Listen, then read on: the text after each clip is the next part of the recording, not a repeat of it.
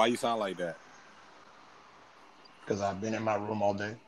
No, come on, man. And we are live. Welcome everybody to another episode of You Know What? Let Me Just Say podcast. I'm your host Ray. With me as always, we have Father.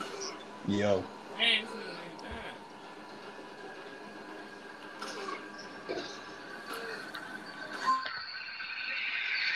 Outside, outside enjoying Mother Nature. We have Dion.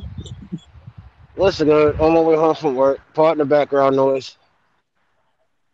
All right, and then as always, we have Q the Reach God. Ah, what's up, everybody? Hey, did you see SmackDown 6 the other day? I actually seen a couple matches. I didn't get to. It was one match I didn't get to see. I'm mad I didn't get to see Gishi versus Goods, but I heard Goods gave him what he wanted. Like I told everybody he would, so I'm not really, going crazy about it. Oh, shout out to Arsenal. Arsenal did what he was supposed to and more. He looked awesome. Yeah, he did. Do you have your top five for champion of the year? Top 5 champion of the year. Yeah. I think I don't have an order, but I know I personally think Charlie Clip should be there because he's beaten two top tier. No, yeah, I feel like Charlie Clips could be there because he beat two top tier people. We know K Shine is like number one. I'm putting him number one. Period. Point blank. I don't think anybody has did what K Shine did all year. For a long period of time. It's been going on for more longer than a year, but I think now it's time to just give him what he deserves. Who else? I thought B Dot, but after Volume 6, I was like, you lost me. Let me think. Who else? Shit. It's a lot of fucking battles. I think 40 Bars should be in the conversation. If I'm bringing up a female, 40 Bars did good this year. I fell in love with Yoshi G, so she's a guilty pleasure for me now. I don't know. I would have to go back and reevaluate some of these battles. It's a lot.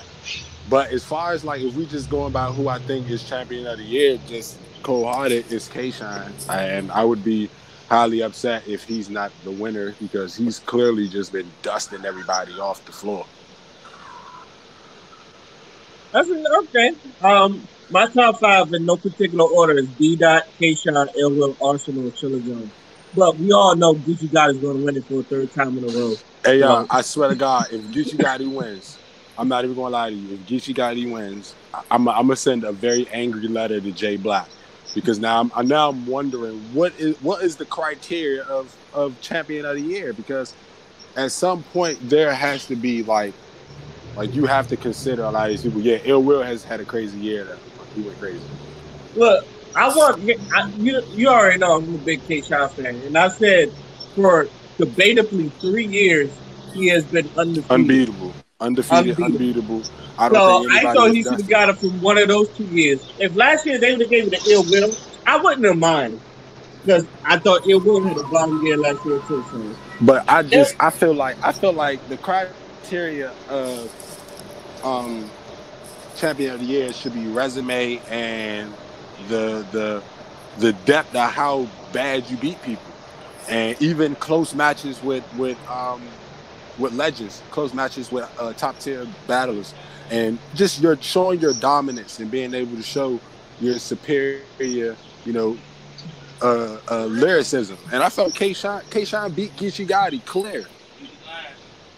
Like it was too. Like he beat him clear. You know what I'm saying? And I gave Geechee Gotti a round and it was good, but I feel like no, man, K-Shine dusted his boots. Like that was the battle that made me say, okay, now I see what Ray was talking about. Because whenever I think K-Shine, I always think about you, because you're the only person I know who just likes K-Shine a lot. So it was just like whenever I hear that shit, it's just, excuse my language, like it's just crazy. So, I feel like K-Shine is doing his thing. It's amazing how he's doing that. I think Ill Will. Like I said, I had B Dot, but B Dot, if he's not out my top 5, he's number 5 now. I ain't gonna fuck that nigga up. Because the way I already told I ain't fighting no more. What's my man name he just battled? Chilla Jones. Fuck that, I ain't got time. He was supposed to dust Chilla Jones. Chilla Jones wasn't at his best. Yeah. I bet you're gonna want some of that bread though. And you choked twice. Like, you lose by default. That's the rule.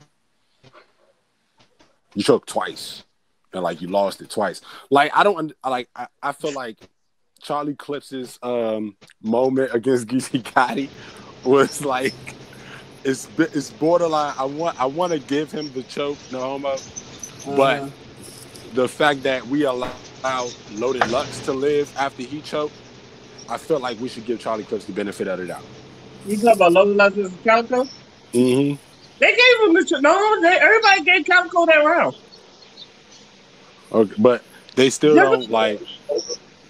But yeah, you're right, because even they gave Calico that round. Now some people still think it's a 3-0 even with the choke, which is like, wow. Impossible. Yeah, like that's what I mean. That's what I mean. I feel like Charlie Clips beat him 2-1, and I feel like Charlie Clips only beat him 2-1 because of what he did after that, after he choked, after he had a stumble. I'm not even gonna call it a choke. I'm gonna call it a stumble because he got back up, and he got back up and ran full speed. Oh my God. I agree. I hope motherfucking K-Shine wins champion again. But if not, he deserves it. But if not, you got to go with it for 3 years.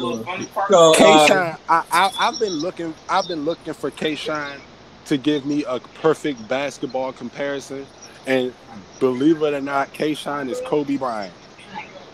Wow.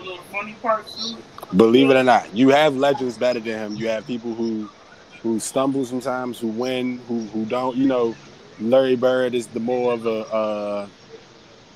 Larry Bird is like Charlie Clips. He wins, and then all of a sudden he gets hurt and he can't do it. And then he comes back and do it some way, somehow, and then he disappears again. Like, that's who he is.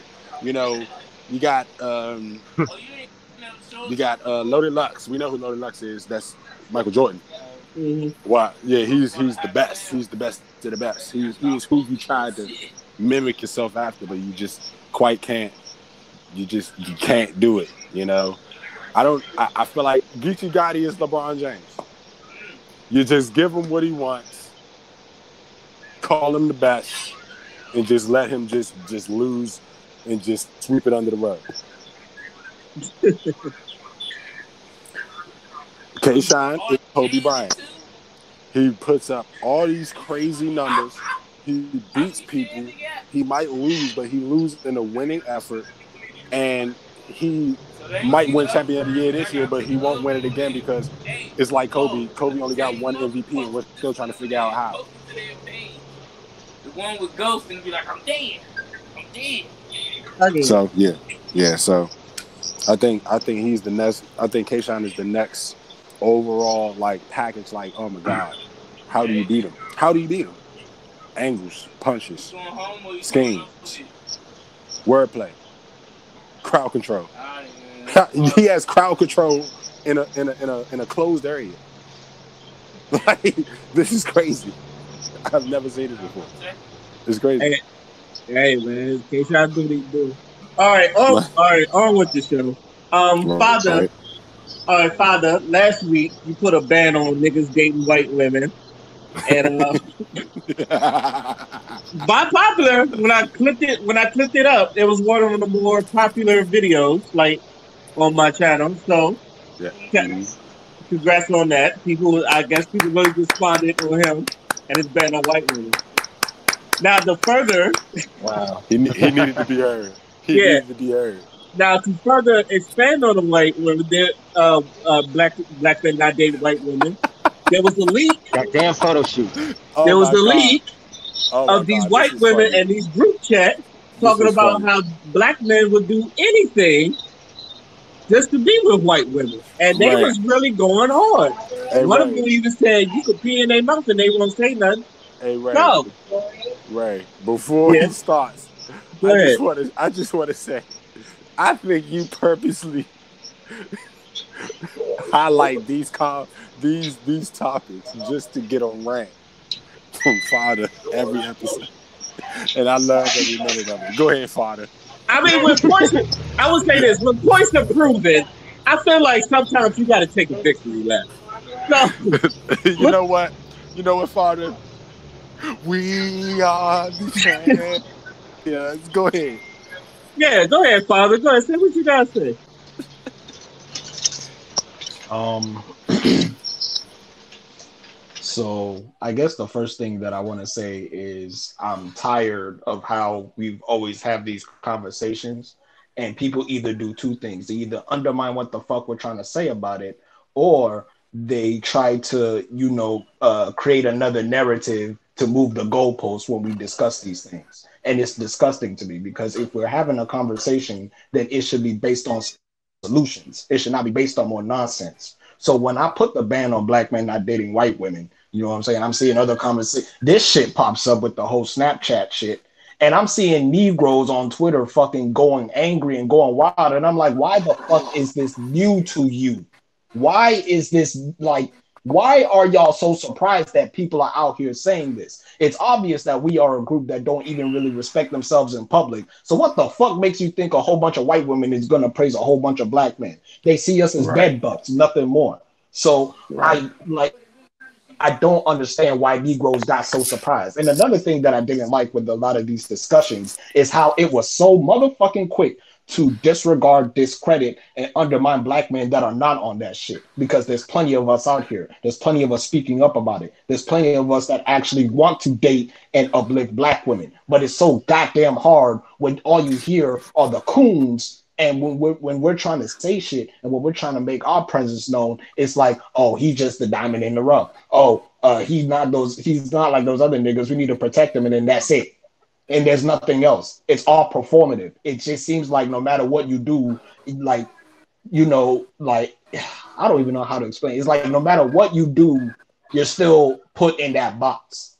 And it's like, how are y'all not hearing us? How are y'all not seeing us? You know what I'm saying? We're literally right here. Y'all, Right. like, it's so annoying.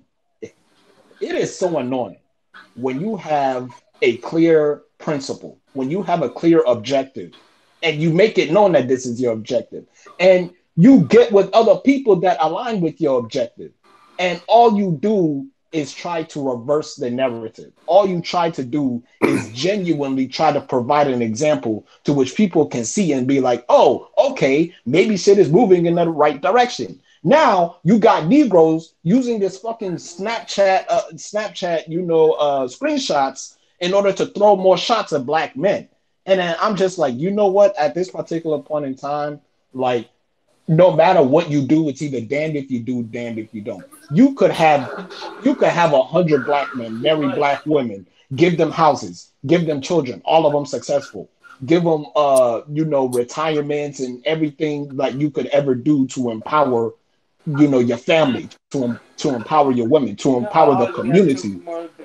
And now we're still subject to criticism no matter what every time, because no matter what black man does, he is represented by the worst of us every time, every single time.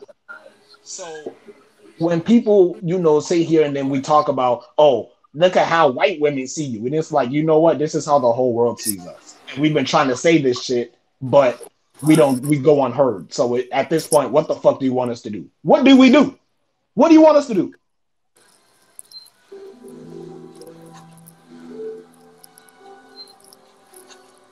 You the rich guys, are you? Well, I've never dated a white woman, so I personally feel like it's stupid. But if you really think about it, black men, I mean, well, men, period, would do anything to be with a woman sometimes. So for a white woman to say it about a black man, it just points out how racist it can be. And I just feel like it wasn't It wasn't like Father said clearly. It's nothing new. This is not the first time. This won't be the last time. This has been going on for years. So why are we just opening our eyes and just realizing it? Social media is a motherfucker. You know, because clearly we as a people, we didn't listen to what people said or told us who were here from the past. You know, our grandfathers, our ancestors, we didn't listen to the stories. We didn't listen to what they were sharing to us. We didn't pay attention. We don't care. But as soon as it's shown on social media, we want to pretend like we care now. We need to open our eyes and our ears to the ones who were before us so they can guide us through what is about to be a revolution. But we can't go in a revolution with a head cut off, thinking we have allies when we don't. Yeah, we all want equality, but we have to strengthen our people first. We can't go in a war weak. We won't win. We have to go in the war prepared so that we can come out with a victory as a group, as a race. Things like this is the reason why we have to come together, because everybody outside of us aren't going to understand. They're not going to care. They aren't entitled to. At this point, why should we even be upset? We shouldn't be mad. We should want to do something about it. We can't sit and be mad. We can't sit and be upset. We can't sit and dwell on what's going on. But we gotta do something about it. This is ridiculous. It's getting old to me. All right, Dion. Dion is on you. Alright, here's my take on this whole thing. I blame two groups of people for real for this whole narrative. First of all, you already know I've referred to them a bunch of times as the niggas ain't shit brigade. The broads who constantly throw dirt on the names of black men. You know what I'm saying? The black women that basically turn on us. You know what I'm saying? And they be the same ones that, you know, they go talking trash if you know somebody they outside their race. And like, what you want me to do? You then drove him away from me. So like, what do you expect? But also, and this is something I was talking about, is these cats who, okay, if you do date someone outside, cool. But when you out here talking down on disrespecting You're breaking up, y'all. I can't. Hold on.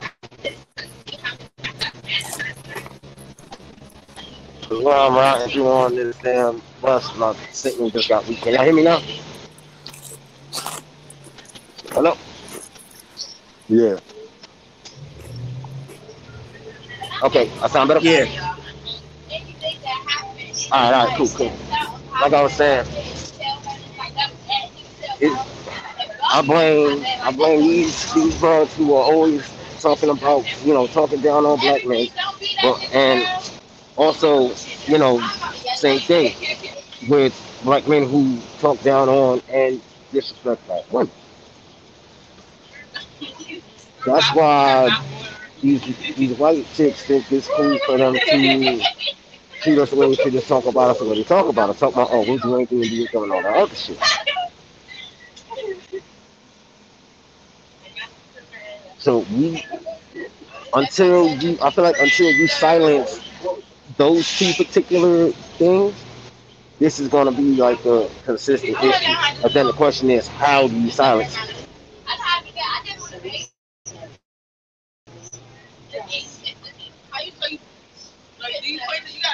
Is that it, Dion? Yeah.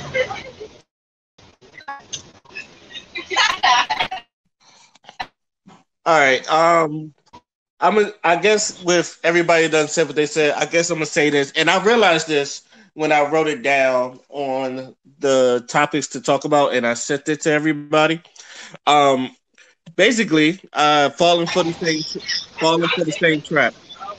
I always said that for some reason, I feel like as black people, both black men and black women, we fall for the same trap. No matter what it is, and no matter what it's talking about, I feel like we were just falling for the same trap. And it's not like it's being put there indiscretionally. Sometimes we see the trap, and I feel like sometimes we're just, you know what, fuck it, let's just jump in there just to see where it goes.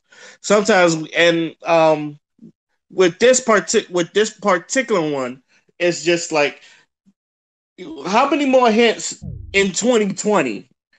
How many more hints in 2020 do you need? Whereas not just this one, you got this video where the black dude and a white girl in the car, and she's telling the black man in his face that, hey, we don't really see y'all as high value. Matter of fact, y'all, it's more of a downgrade when we get with y'all.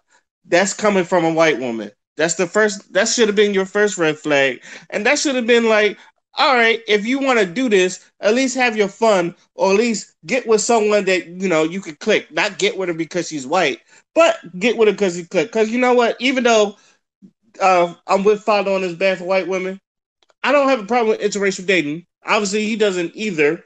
But if you're dating for the wrong reasons, just know this is the type of backlash you're getting, and this is what people think of you. And in the words of Maya Angelou, if someone shows you something, if someone shows you their true colors, believe them. It's like some of these white girls, just like they're there for for fetish reasons.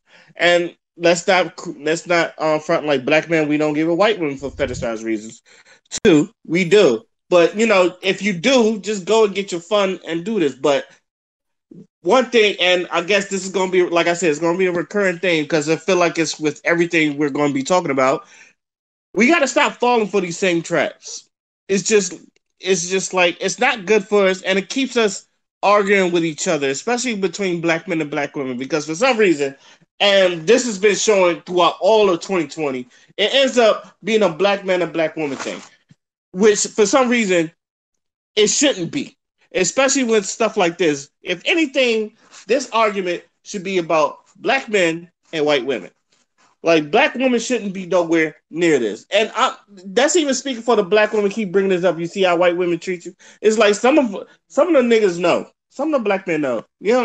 But you don't have to say like, oh, y'all gotta treat our black women. Like, this has nothing to do with, to me, and this is just me, this has nothing to do with black women. I'm not saying stay out your business or mind your business, but it's like you don't have to put yourself in this. Nor do you don't have to subjugate yourself to doing this. You could just look at it. You can look at it, shake your head, go, mm-hmm. And you can even hit you with the I done told you face. Like, I done take that, but y'all ain't gotta really say that y'all treat us black women like shit. It's just because you already know, like Father said, there are black men that just love, adore, cherish, worship black women and all that other stuff. And like, as I always say, you need to focus on people that love you instead of people that don't fuck with you. So as far as this goes, I'm not surprised. I even laughed at it a little bit because it's just like, damn, you white girls are getting bold now. It's just like it's like y'all starting to not give a fuck either. So it's just like, all right, thank you for showing your true colors. So that's how I feel about this. Any last words before we move on to our next topic? We love you, Black Queen. I love my black woman. I love it. All right. Gentlemen, I know when when I constructed this list, it's more or less of a do you care? So y'all can but I still want to ask these questions. Like, let's talk about Snoop Dogg and his interview where they brought up WAP, which I don't understand why. But in it, where he said, where they asked him about WAP, and this is a short quote because I don't have the whole thing, and I know, but watch what he said. Like, that's your jewel of the Nile. That's what you should hold on to. That's what you should be a possession that no one gets to know about until they know about it. You know, end quote. And those are lines like that. To me, he didn't say nothing outlandish. He didn't say nothing to criticize. He didn't say anything to bash Cardi B.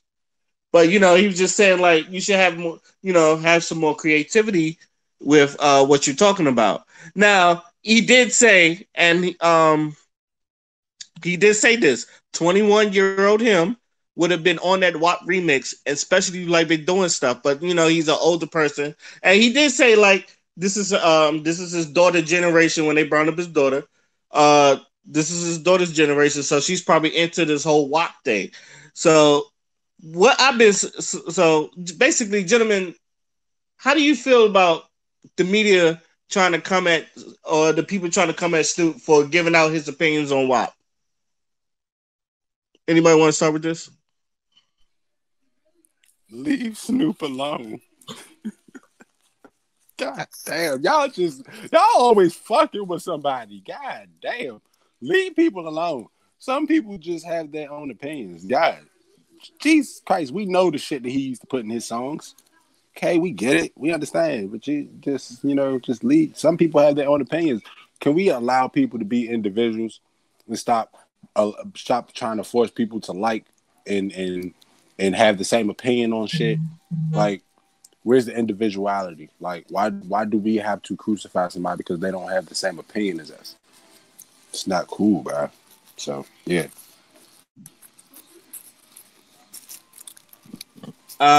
Father, you got any opinions on this? No, not really. I don't really care about this, but all I'm gonna say is, bruh, the WAP, the song has already been made. It's already made its millions. It's been #1. Let it go. Like, for real. DR, you got anything to say about this? Proceed.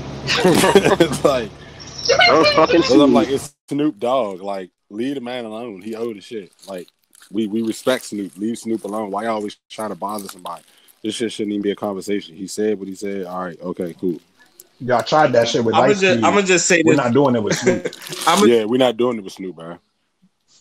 Yeah, I'm gonna just say this, and I'm gonna keep it moving.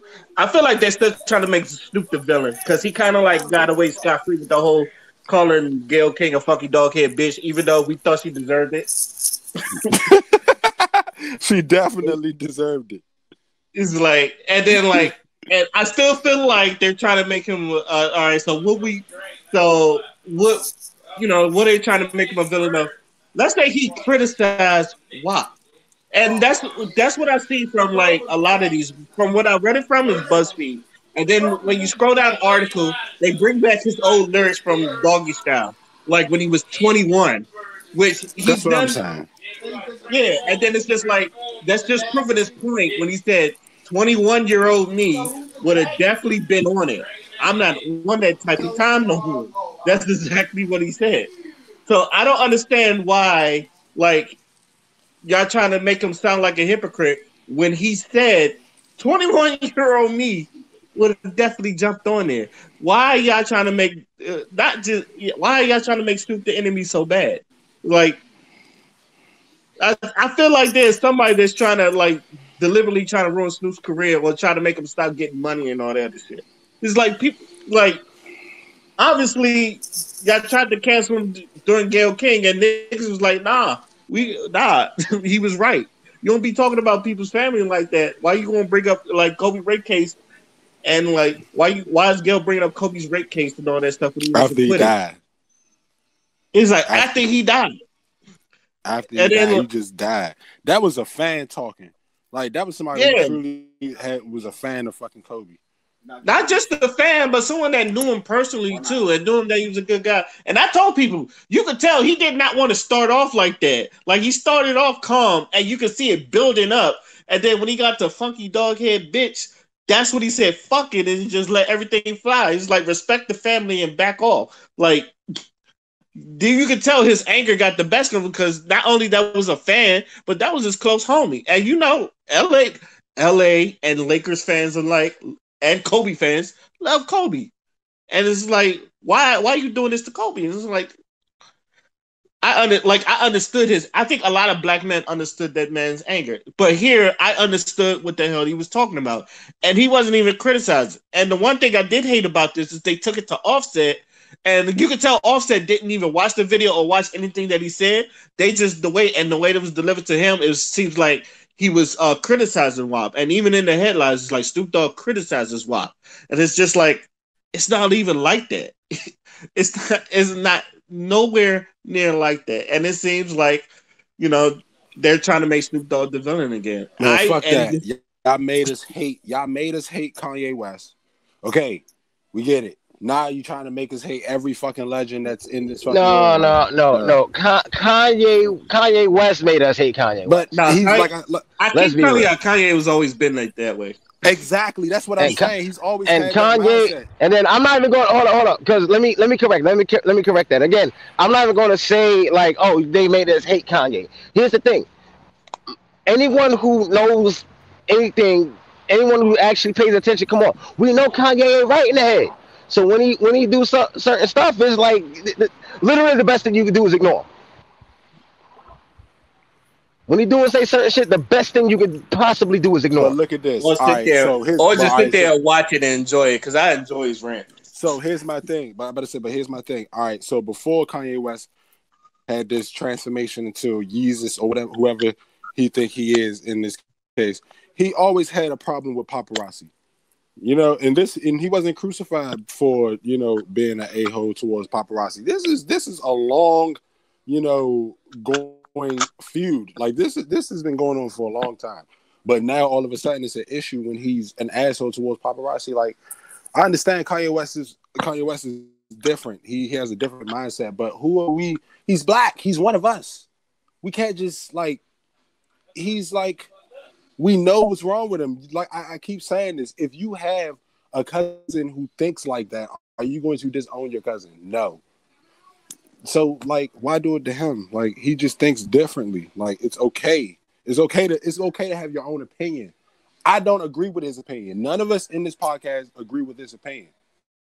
But he's still one of us, regardless of the situation. Like, I'm pretty sure he's not the only black person who would have voted for Trump. There were a lot of black people who voted for Trump the first time, not the second time, but the first time it was. So I'm not going to crucify anybody for doing that. But when they take it overboard, when they take it overboard, it becomes a problem. Right. And the moral of the story is, stop trying to make black men the villain. I don't know why.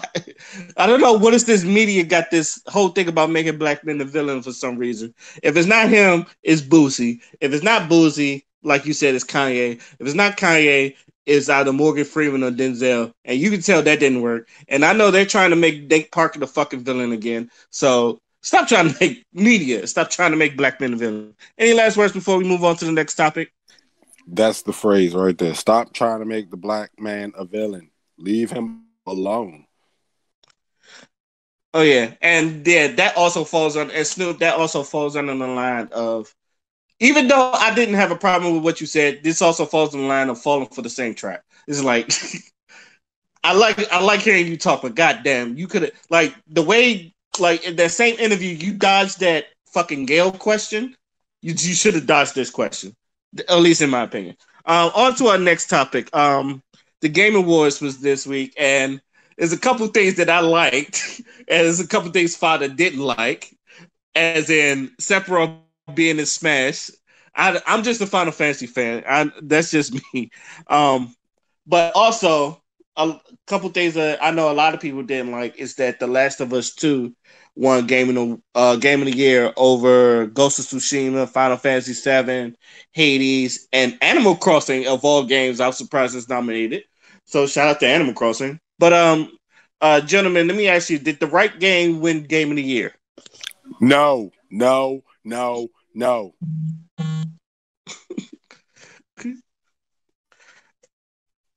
I'm sorry. Ghost of Tsushima is oh my god. Like, and even Final Fantasy, even though I am not a Final Fantasy player, me seeing the game, it's better. It's a lot better. Like, it's just in my opinion. We've seen Like, no, I don't think it should have won Game of the Year. It won everything. It won a lot. It did win a lot. Like that was the issue for me. It won over a lot of games. Like a lot of it was crazy. It did win a lot. Dion, what you think?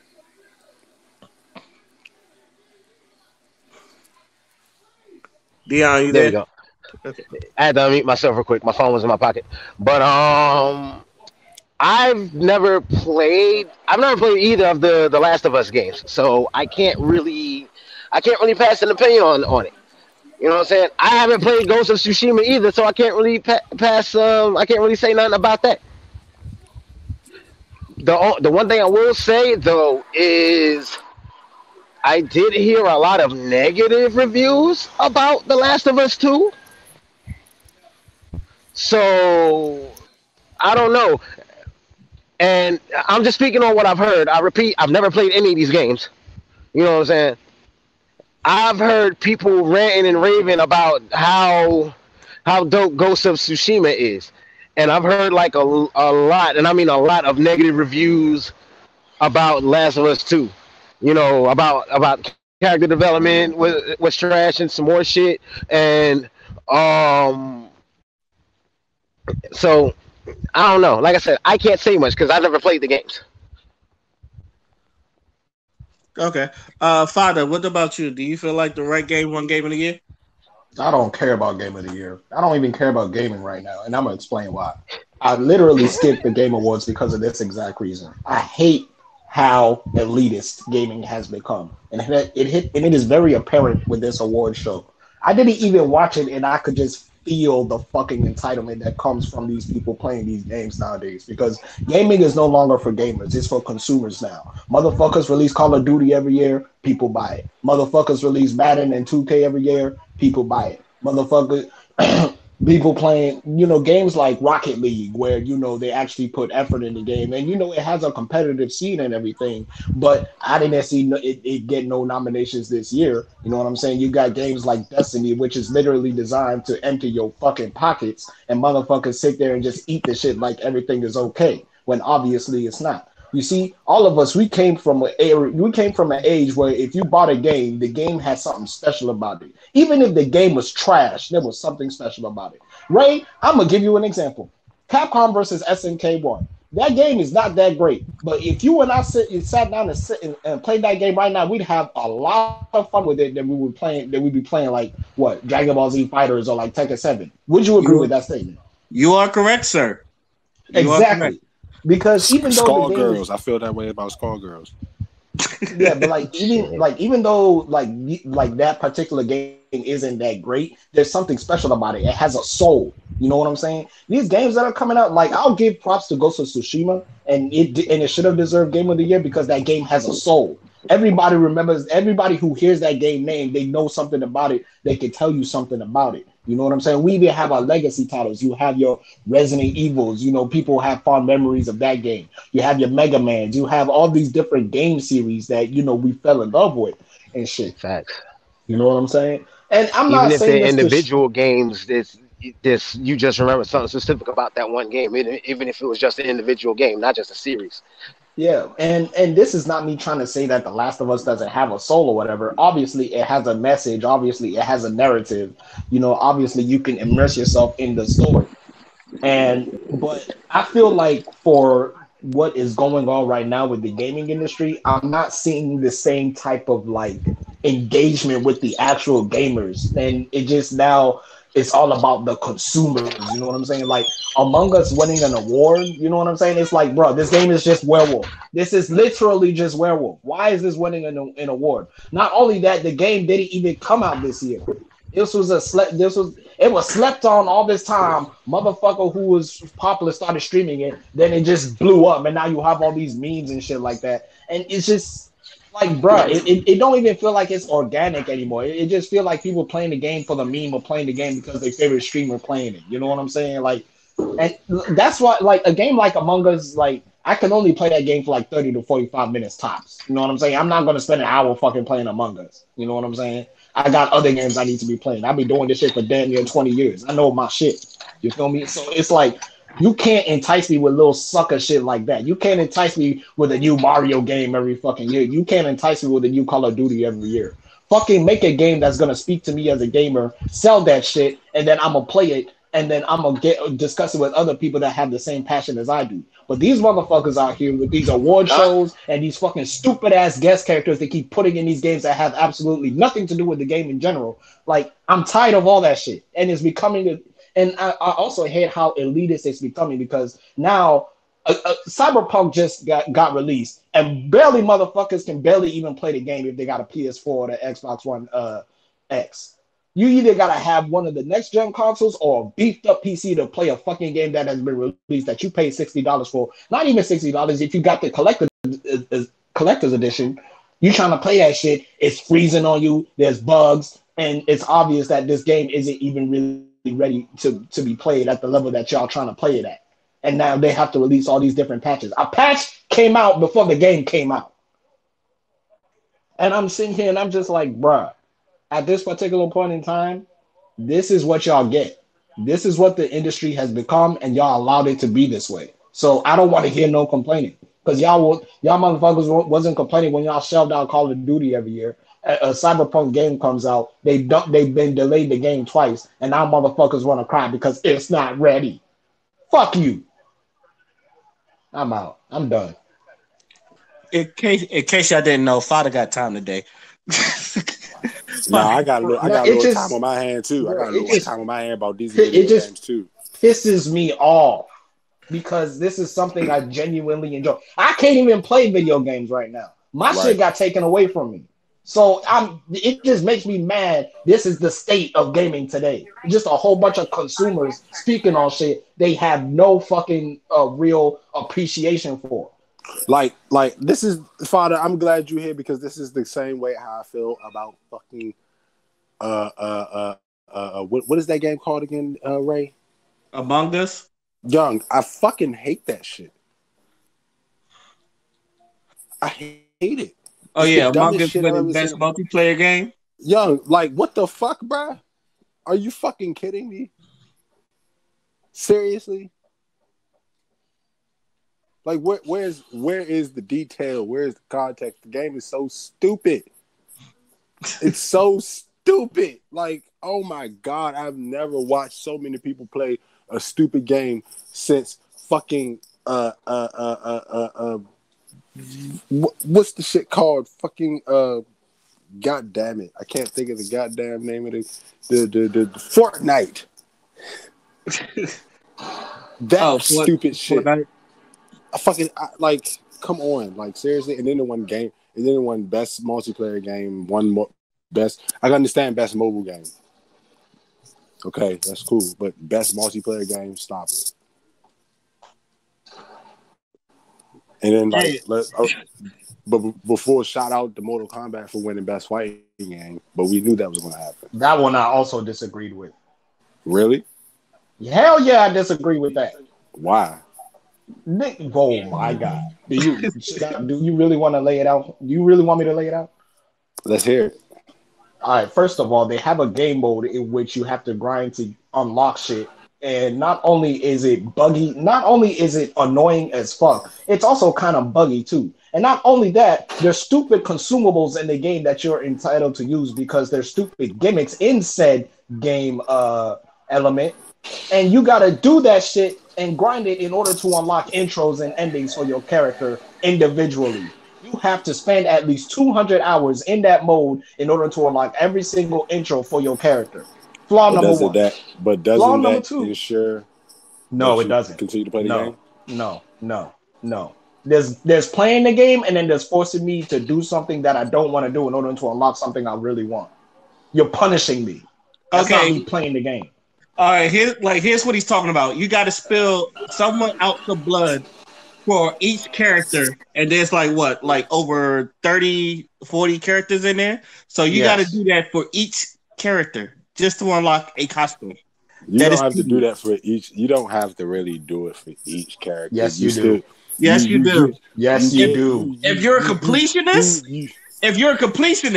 yes, you do. Yes, you do. Yeah, that's okay. That's cool. I understand that, but I just feel Not like only that, the game has no movement options. What movement option does the game have? oh my god, these Tekken lovers. No, they took away one, and that No, was the run. there is no movement option in the game. The only way to move competently is to cancel your forward dash. Okay, maybe. Nah, I don't know. I can keep going. You want me to keep going? I can't agree with. You can if you want to. I just can't agree. I can't. I just can't. I can't. Yeah, that's no, not it's no not. damn. That is not no damn best fighting game of the year. They can kiss my ass for that bullshit. So, what was a better fighting game in 2020? Tekken 7. Tekken 7 wasn't made in 2020.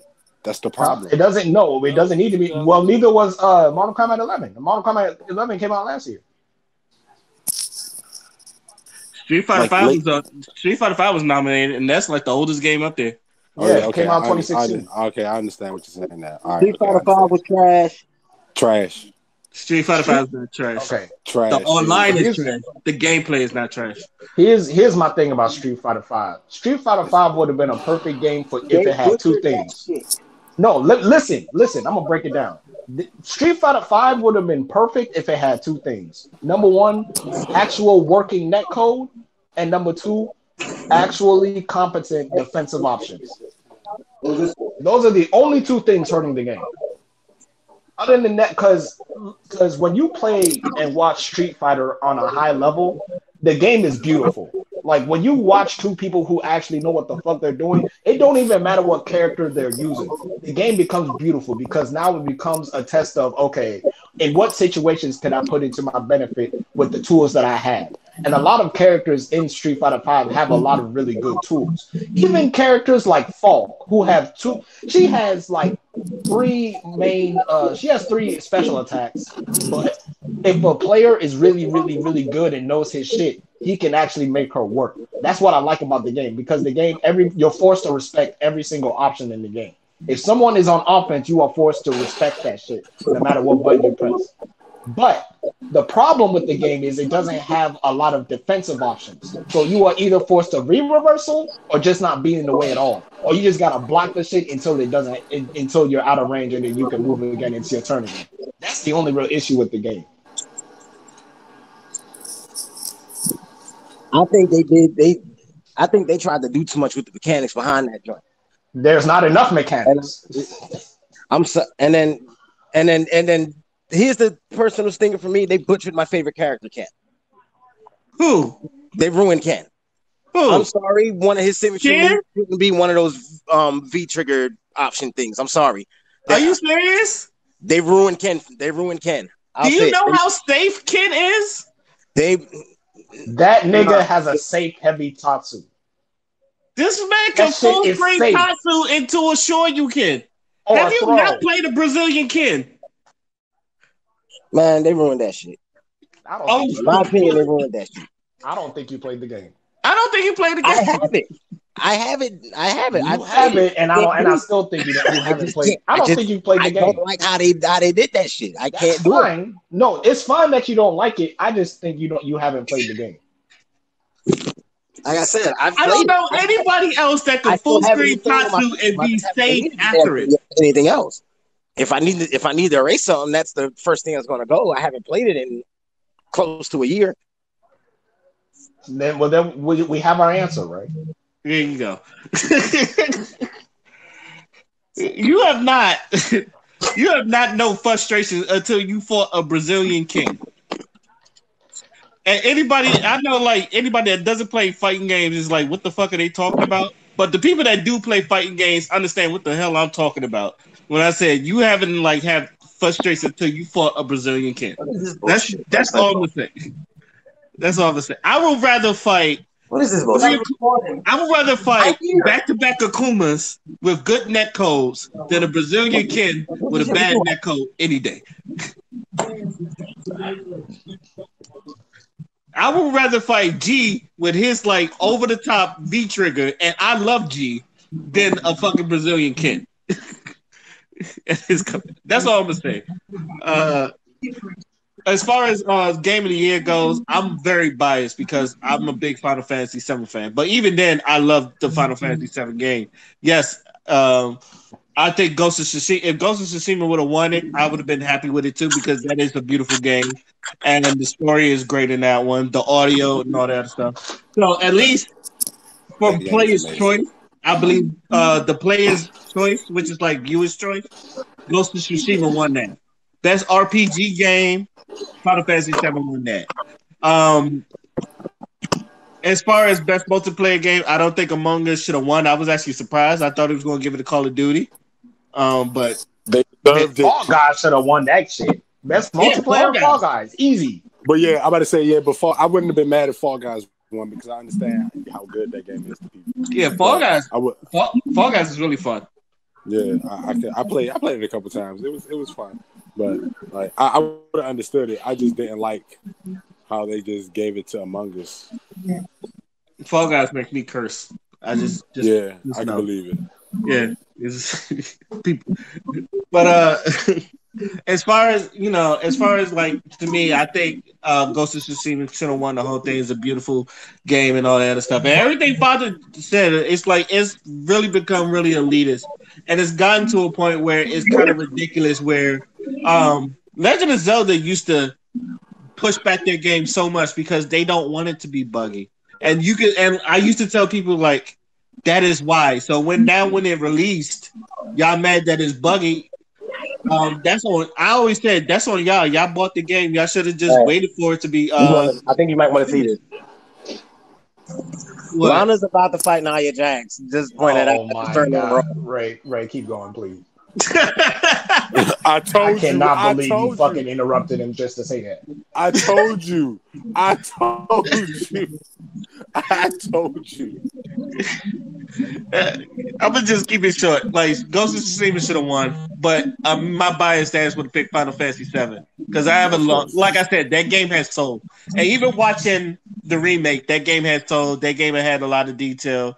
Like it took their time with it, but I don't have a problem with The Last of Us 2. I did like the first one, but all I'm gonna say is I like Clementine over Ellie anyways. I like Clementine over Ellie anyway. I think The Walking Dead's a better story. But that's just me. Like I said, I have a biased point of view. So that's why I kind of like rule myself out.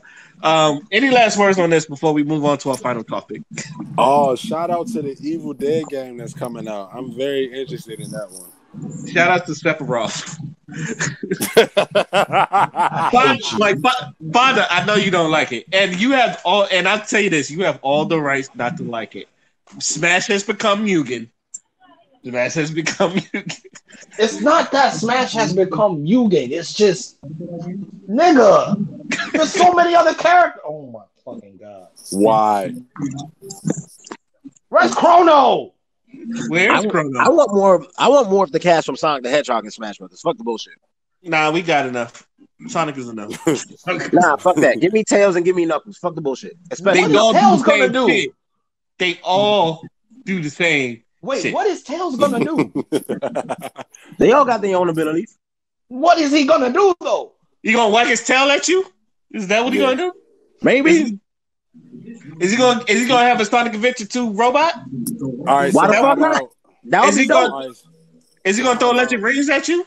Sonic, you realize Sonic's 3 moves are all spin dashes. Okay. And? Bruh. Okay. But so, all right, so And your point? All right, You so know how many like characters that, that have y'all don't like that, similar then and how even y'all- mirror fucking movesets? Dog.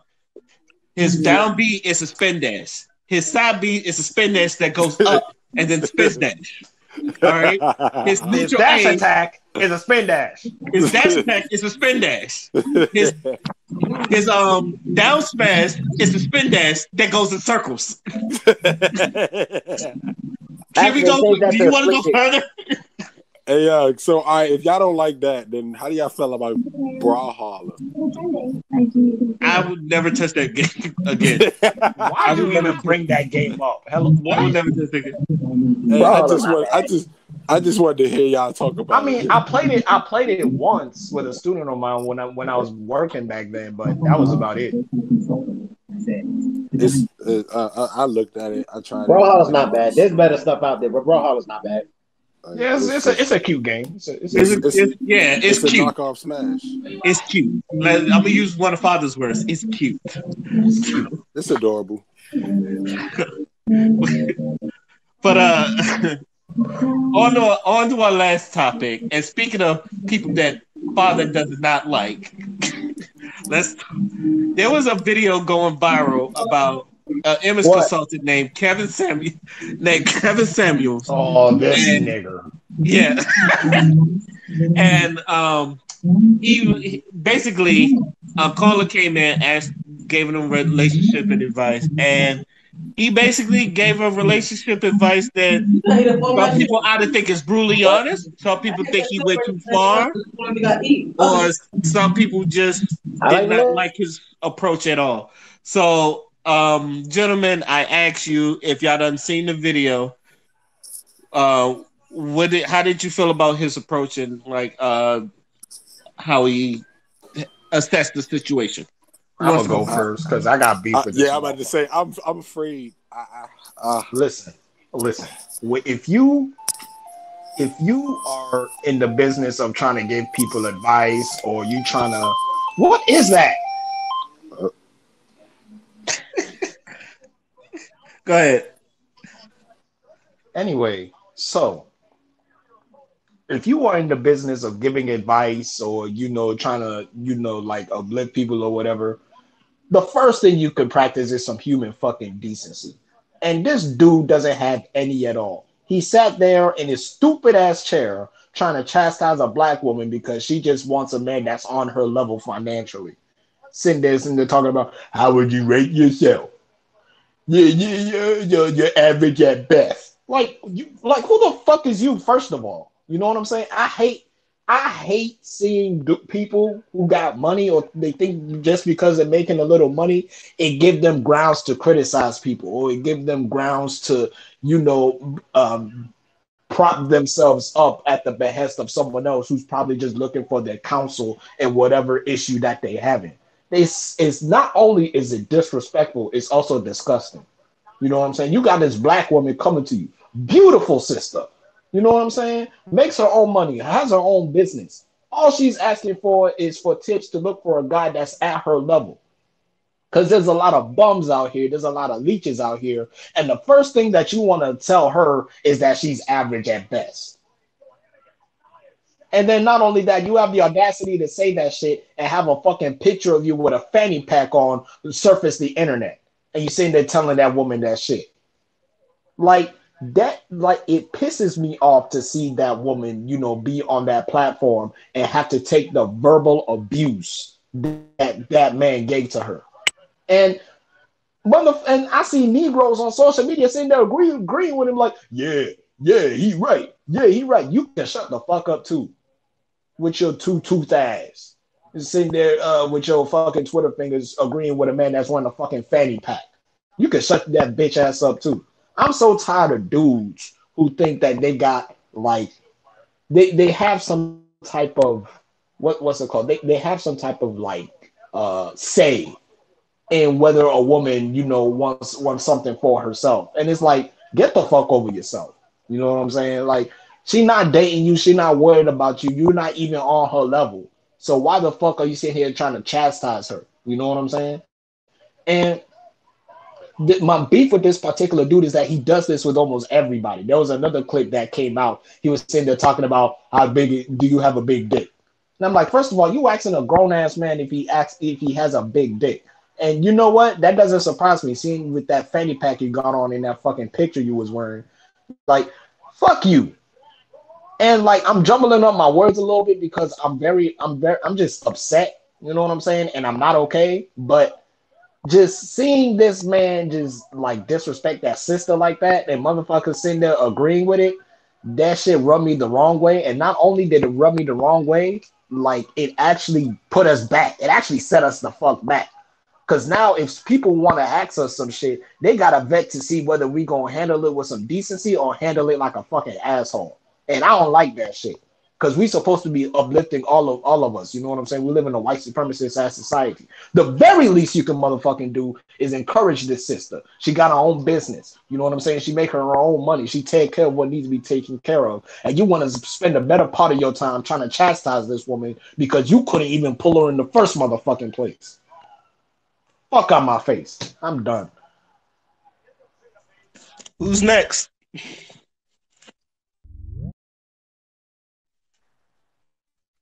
Anyway, Q, do you want to go next? I don't know. I don't even like the dude. I watched. He got a couple videos. I don't like him. I just, some of the videos I just skipped over him. Like, it was just like, nigga, shut up. Like, like, who are you to say these things? Like, who gave him his license? That's what we need to be asking. Who the fuck certified this guy? Like, I just, it doesn't make sense, and we let it happen. It's okay. It's going to happen, and we're just going to go past it like nothing happened. Everybody's going to forget about it. Don't care. It's cool. It's just a black woman. She'll deal with it. She'll take it to the chin. You can go ahead and say what you got to say. She's strong enough for it. Let's. How about we try to minimize the things that we say about the black woman? Let's leave the black woman alone. Don't worry, Q. I'm adding both together. Go ahead, finish what you were saying. Oh, but we should just learn to uplift the black woman. This doesn't make sense. It looks crazy, and it's always us. It's always our race. It's always our group. It's always us. What? It's always us. Like, this is annoying. I'm getting tired of it. It never runs smoothly. Like, it's always somebody in our group who makes us look bad. It's tired of it. Go ahead. Dion, you got anything to say?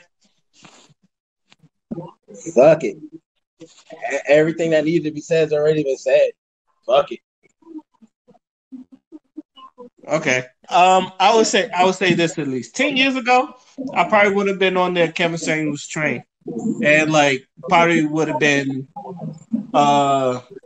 agree with everything he said. And then with this, I had to sit back and think because I've gone to a point where I've been brutally honest, but at least with me, like I asked first. I said, "Do you really want to hear what I can give people at least full warnings?"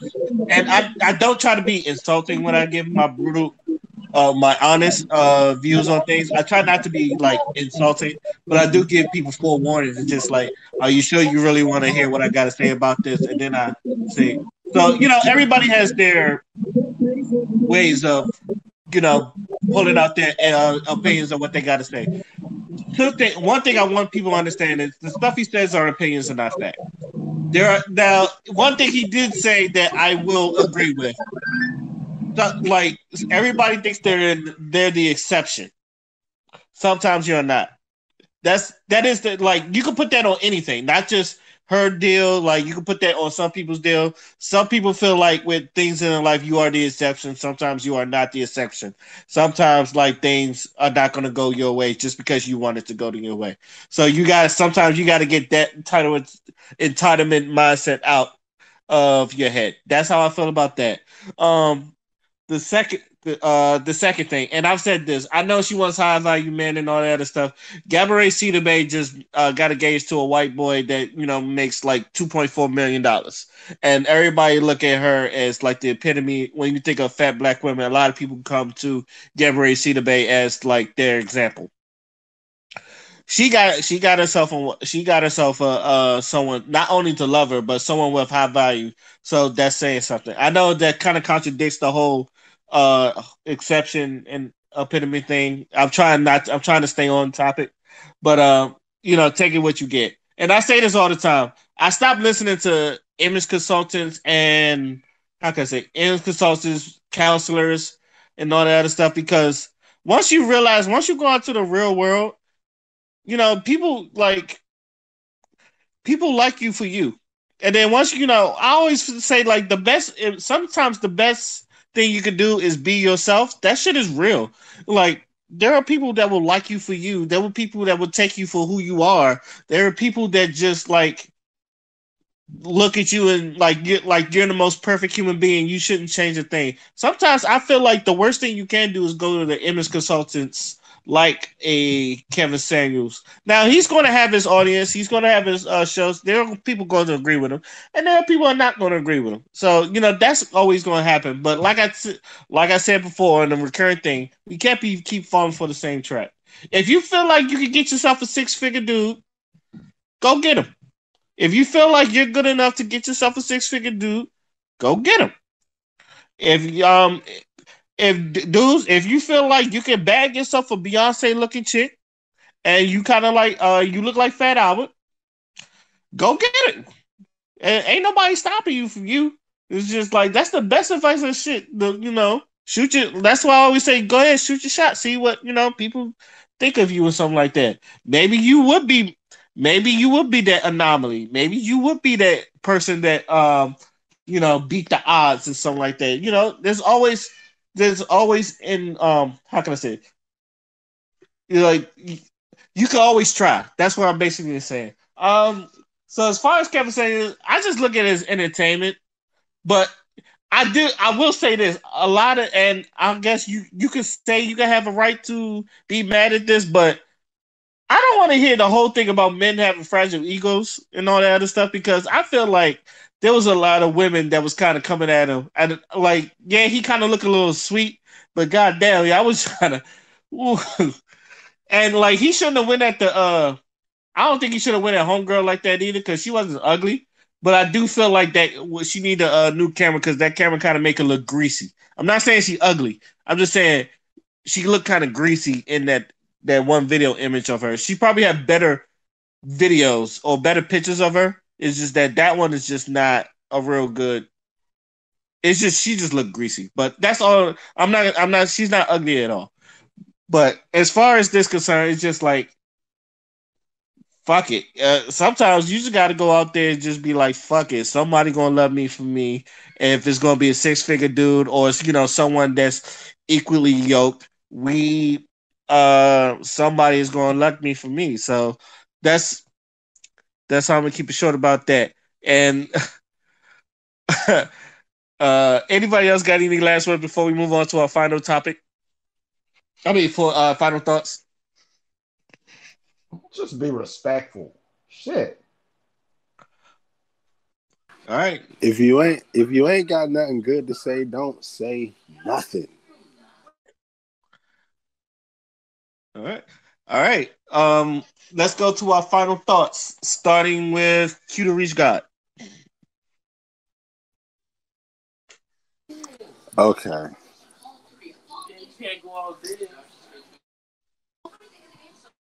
Here's my final thought. Why in the hell won't James Harden just stay in Houston? Please. You want my answer? Yeah, I do. He ain't gonna win it by himself. Hey, he not gonna win nowhere else. No, he has a better chance of winning in Brooklyn than he does. You know why? Because Houston, you can't blame Houston's organization for anything. Houston done gave him everything. But that's what I'm saying. They gave him people.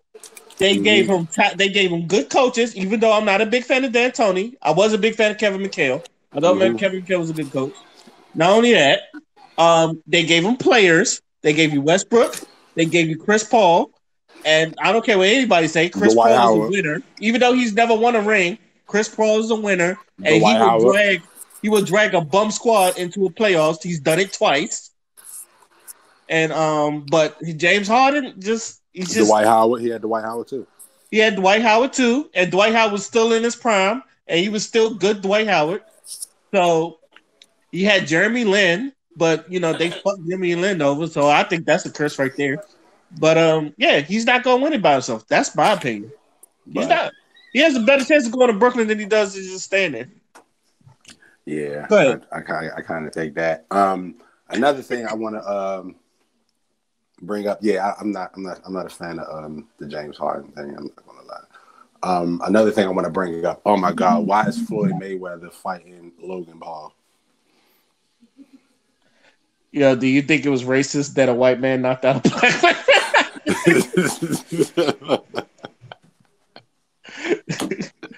Okay. No, I just really think Nate Robinson should have stayed in his place. That's it.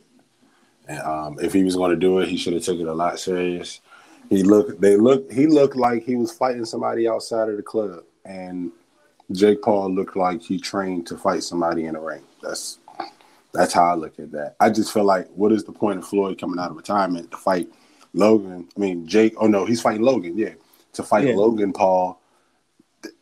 It's a cheap dollar. Like you're gonna get $50 million off of that easy, and it's like, why? You just answer your question. Right. That's an easy 50 mil. Oh my God, it's not even gonna be funny. It's not even gonna be funny. It's an easy 50 mil. Yeah. So yeah, that's ridiculous. And, yeah, that's about it. I'm glad to hear from you guys. Father, I hope you cheer up. I know what it's like to be in the house.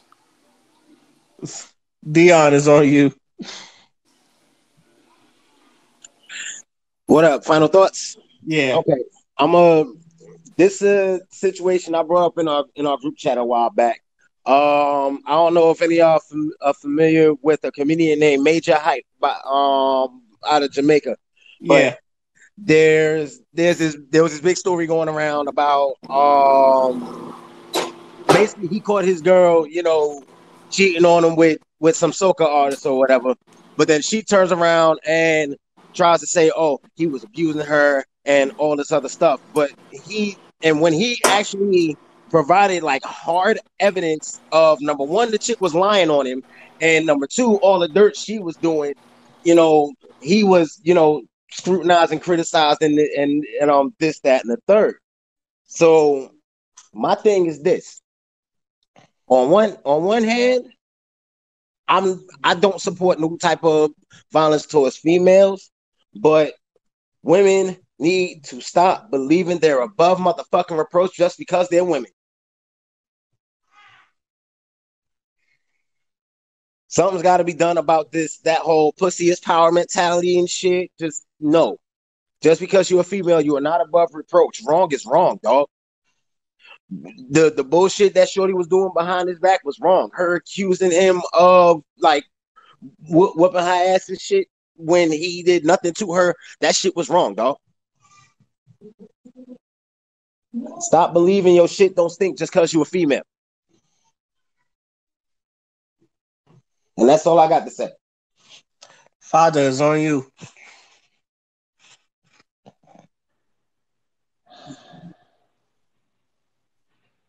I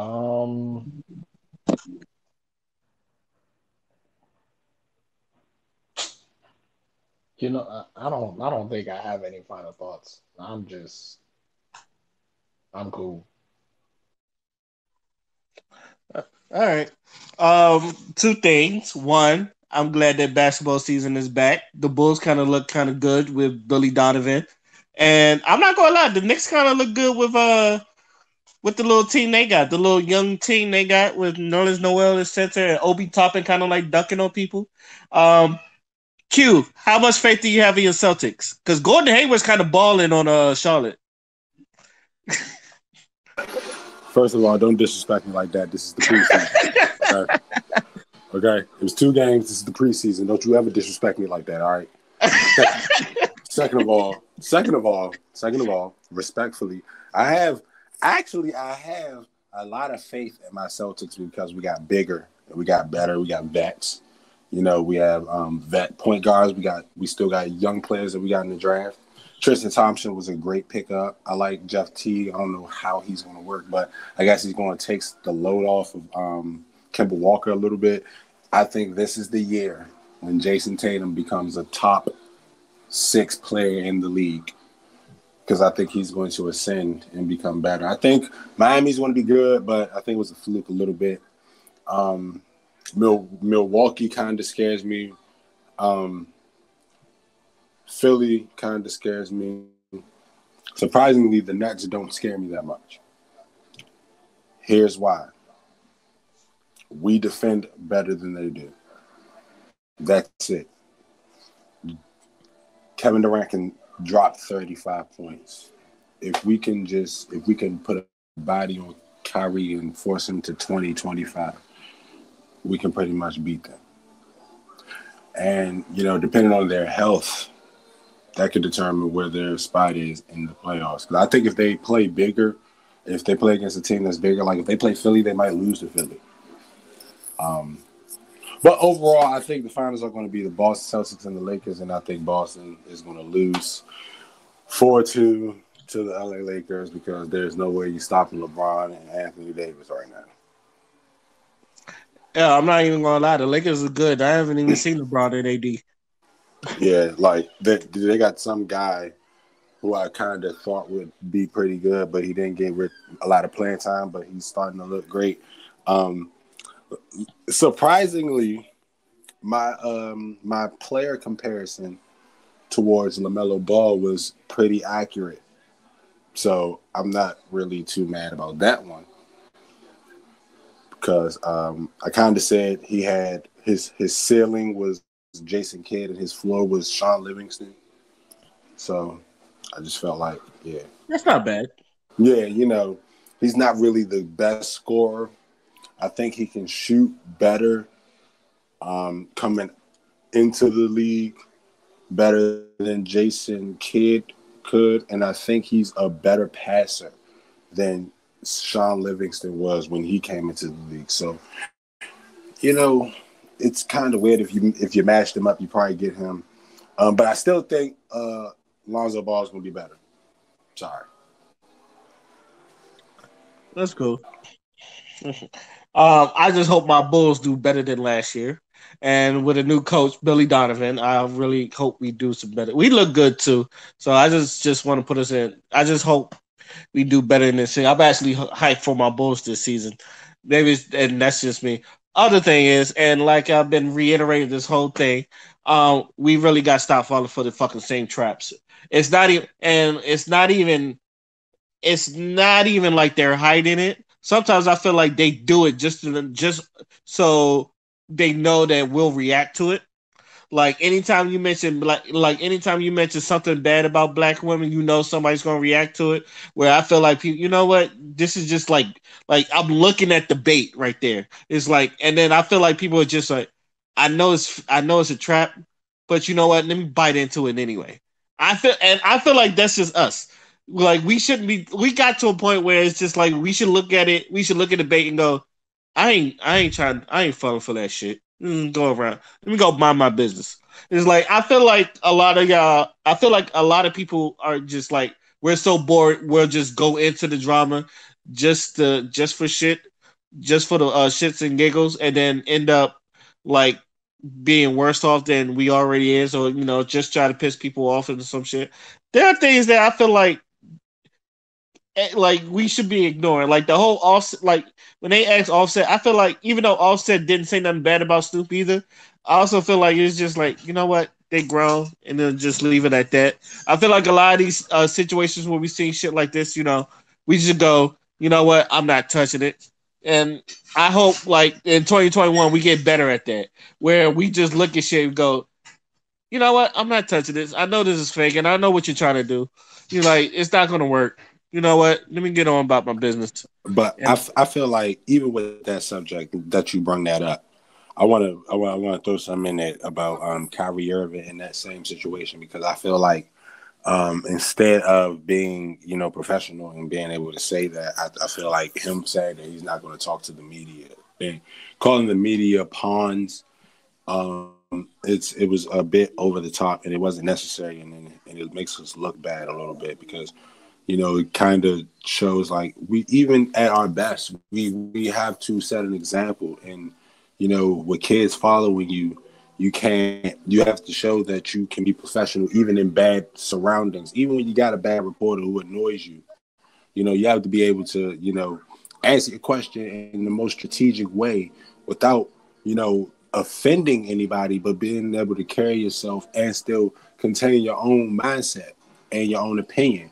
not going over however you feel or not throwing it under the bus as if you're just changing for anybody else. So I just feel like, Kyrie, if you just create a mindset that allows you to respond to the reporters without, offending them or being offended by the questions that they are asking you, you'll be fine. But don't not talk to the reporters. You're gonna get fined forever, and it makes you look bad when when you throw extra like their pawns. Like that wasn't necessary. Even if you would have said, "I'm not going to talk to the media right now," that'd have been fine. You know what? You just reminded me something that I did kind of want to talk about in my final thoughts. It slipped my mind, and then you just said something to leave DJ Academics alone. I know. First things first. I don't know why DJ Academics got into that clubhouse shit and like took all that criticism from Meek Mill and Tory Lanez and all that shit. First things first, and I'm gonna say this, and I'm not defending these white people that do the hip hop shit, but I'm just giving my state's opinion. I don't think Vlad is the feds, but when you go on this show and he asks you a question and he's telling you we don't have to talk about that, you don't have to talk about it. All right. A lot of y'all will sit there and talk about how y'all killed a nigga freely, as sometimes y'all even like they don't even have to ask you that. Sometimes y'all say it yourself. If that on Vlad's platform, y'all would do it on your own platform. I don't know how many times I done seen a damn rapper, any rapper, walk around with fucking guns. Like when Soldier Boy used to pull out the Draco and like he say, I used to keep the Draco on me. Or I've seen so many rappers talking about how much money they got and they floss money in the screen. Five, yeah. nigga. Five. That shit gets like to me. That shit gets tiring. And then like y'all get on academics, but y'all won't say nothing to these. First things first. Without academics, I wouldn't know who half of these people are. I'll be honest. Like I wouldn't know who Tory Lanez is. I wouldn't know who 21 Savage is, even though 21 Savage is dope. I will barely know who Meek Mill is if it wasn't for damn DJ Academics. DJ Academics put most of y'all bubble rappers on. And most of you Chicago rappers too. All right. And he's not the reason like the kids out there are going out there killing either. It's just like some of y'all rappers gotta take accountability. I don't know if you saw that shit with Academics talking to Meek Mill in that clubhouse shit. But that shit I didn't. Nah, I'm gonna go. I seen it. I seen it, but I didn't. I seen like it was a screenshot and somebody put a comment under it, but I didn't understand what it was, so I didn't know where to look. But now I know I need to go go listen to it because I didn't know that he actually had a conversation with Tory Lanez and Meek Mill. That is interesting.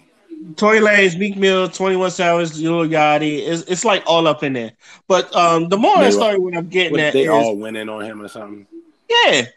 Yeah, you just watch the whole thing, and like academics ain't make it better because it's like on his Twitch he talking shit, but it was just like when he was there, you know how like some people just like when he's there he don't do nothing, but when like no one's there, he's the one talking all that big shit like he was like the main one doing. Yeah, that's what he's I think that's the problem that everybody has with him.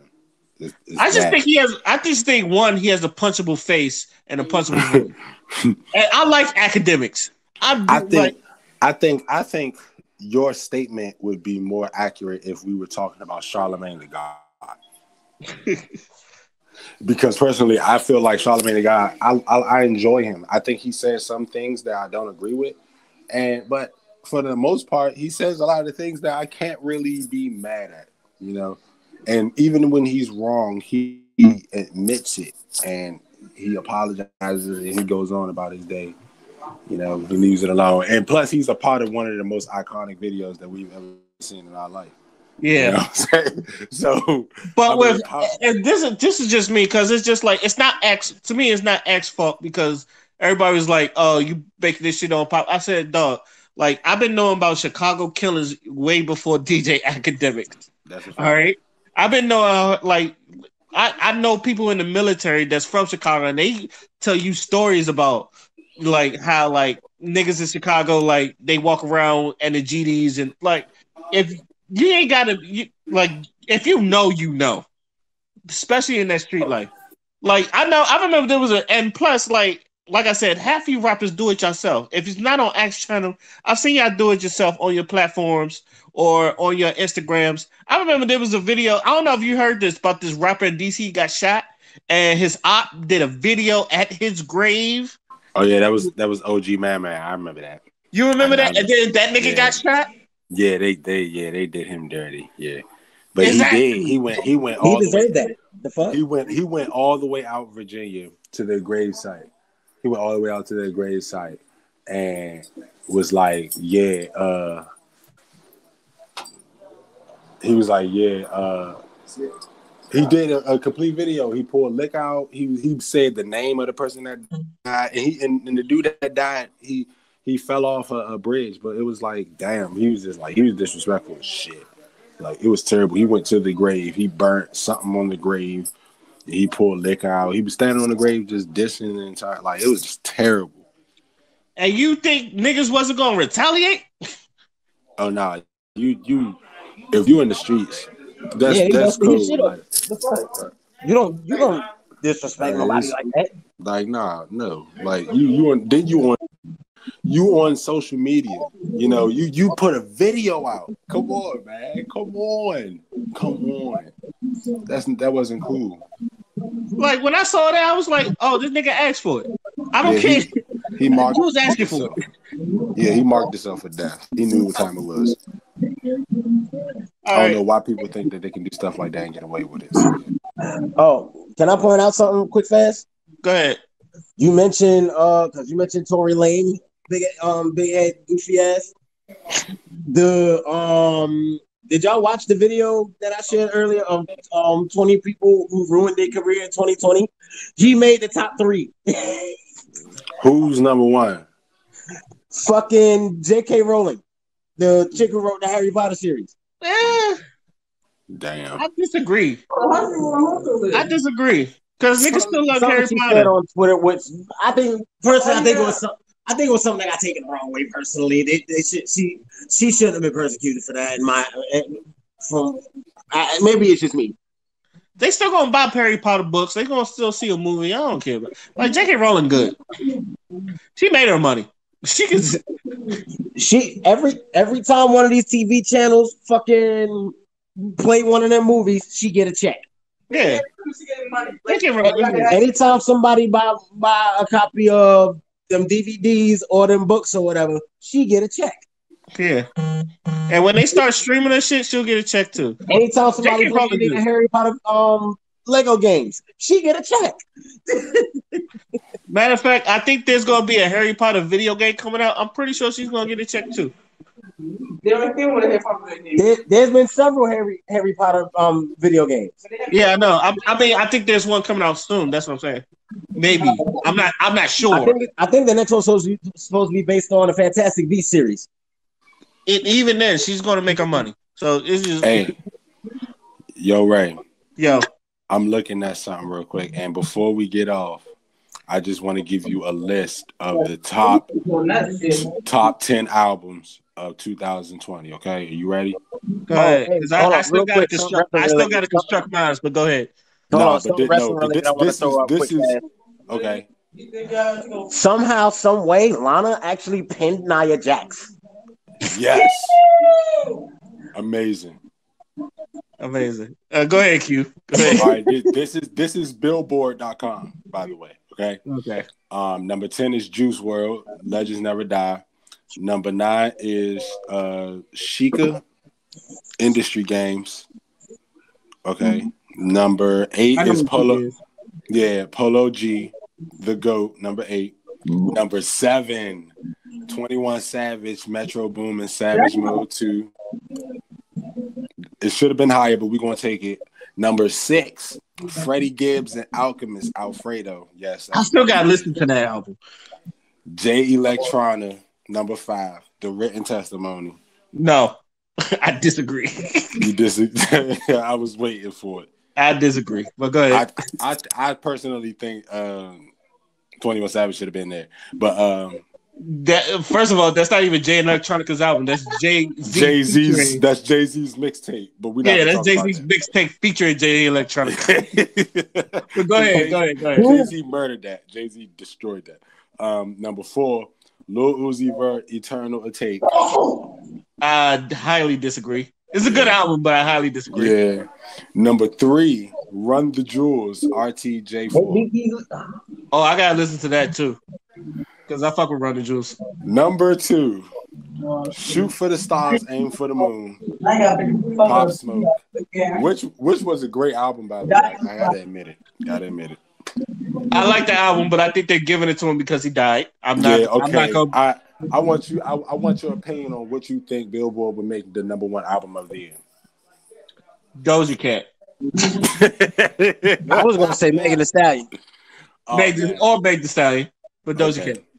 Hey, so we should be proud of this because he finally won what the fuck he was supposed to win. Lil Baby, My Turn is the number 1 album on the Billboard charts for 2020. I'm not mad at that. Which I feel like he should have honestly won because he had the highest selling album. He had the quickest selling album. He still has the number 1 album. He had like 5 number 1 songs this year. Simultaneously, all on the charts at the same time. There's no way he shouldn't have won an award some way, somehow. I'm not mad at that. And for those, I will have a top 10 list. I still got to configure it out. I still got other albums I need to listen to before I even like. Yeah, I got to make my own list. So yeah, so I will have my own list, and y'all will see it soon. But yeah, I'm not mad at that list, except for Jay Electronica, and I like. Yeah, they should have put Jay-Z in parentheses on that because he clearly did everything. Yeah, or we should just call it Jay-Z Electronica or something like that. Jay-Z Electronica. Fuck that. I like Jay Electronica. You can't tell me I waited 10 years for that bullshit, though. But, again, I about to say, and then it has the nerve to call Jay-Z a silent partner. No, he was clearly loud on that. Oh, yeah. He was talking some shit. He was talking. Yeah. So, yeah. Yeah, I don't have a problem with that. I don't even have a problem with Pop Smoke getting there. Like I said, I did like the album, but I'm not gonna lie. I think they're giving it to him because he passed. He passed away. I'm not afraid to say that. I think the album that truly needed to be recognized that was actually great was Mac Miller's album. Mac Miller had a good dope album too. So yeah, but Mac Miller lost to Cardi B. So who am I to say anything? I'm not knocking Cardi. I will never knock. I'm not knocking Cardi either. But if we're talking about better album, I'm just saying. No, you think Cardi won? You think Cardi had a better album? I want to hear you say it on live. I want to hear you say it. This is what I'm gonna say. This is all I'm gonna say. When I first, it wasn't what I expected, but after a few listens, I understand. Okay. When I first listened to it, it threw me off. But when once you listen to it again, it's very good. Because I had the same conversation with Kayla. Shout out to Kayla because she loves herself so much. But that's how I felt. It's like, okay. And Cardi B, I expected it to suck, and it didn't. Okay, I can understand that. But it beat Nipsey Hussle.